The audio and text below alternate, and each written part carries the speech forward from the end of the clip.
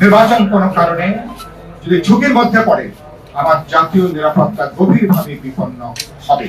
যে পদ বাণিজ্য হয়েছে, নিয়োগ বাণিজ্য হয়েছে, টেন্ডারবাজি হয়েছে, ঠিকাদারি হাতিয়ে নেওয়া হয়েছে, তদবির বাণিজ্য হয়েছে, এগুলোকে যদি আপনারা পর্যায়ক্রমে ডক্টর দেবপ্রিয় যে শ্বেতপত্র প্রকাশ করেছিলেন আওয়ামী লীগের 15 বছর 28 লক্ষ কোটি টাকা কিভাবে দুর্নীতি হয়েছে, পাচার হয়েছে, ভবিষ্যতে এই সরকারে এই 14 মাসের কোন শ্বেতপত্র কোন নাগরিক সমাজ বা অন্য কেউ প্রকাশ করবে কিনা জানি না, কিন্তু লজ্জায় আমাদের মাথা হেট হয়ে যায়।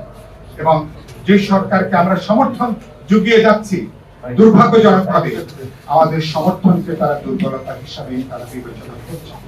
এবং গত 14 মাসে যেটা বললাম, একটা সামাজিক নৈরাজ্য এখন দ্রুত ছড়িয়ে পড়ছে এবং এই সামাজিক নৈরাজ্য অচিরে যদি এটাকে বন্ধ করা না যায়, একটা রাজনৈতিক নৈরাজ্য এটা কিন্তু পরিবেশিত হবার ঝুঁকিটা কিন্তু বাড়ছে। আমার খাগড়াছড়ি এখন জ্বলছে, পার্বত্য চট্টগ্রামে এখন সেখানে অবরোধ চলছে এবং গতকালকে 3 জন আমার সেখানে মানুষ সেখানে খুন হয়েছেন, গুলিবিদ্ধ হয়ে তারা সেখানে মারা গেছে। এবং বাংলাদেশে যে পরিস্থিতি চলছে এবং সেই পরিস্থিতির মধ্যে আমি গভীরভাবে উদ্বিগ্ন। নির্বাচন কোনো কারণে যদি বিলম্বিত হয়, নির্বাচন কোনো কারণে যদি প্রলম্বিত হয়, কোনো কারণে যদি ভেস্তে যায়, তাহলে কিন্তু বাংলাদেশ তার ইতিহাসের গভীর একটা বিপর্যয়ের মধ্যে পড়তে যাচ্ছে।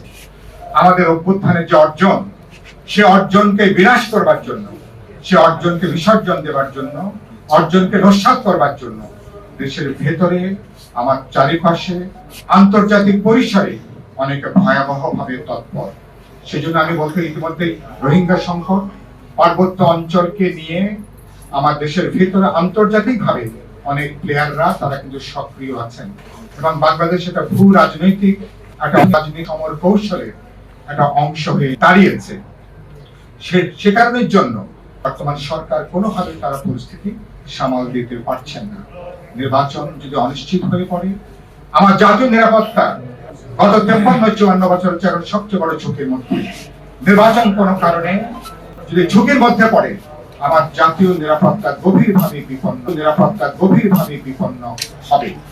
এবং আমি আশা করতে চাই প্রধান উপদেষ্টা তিনি কোন বিবেচনায় 3টা দলকে তিনি বিদেশে নিয়ে গেছেন, এটা ইতিমধ্যে তীব্র সমালোচনা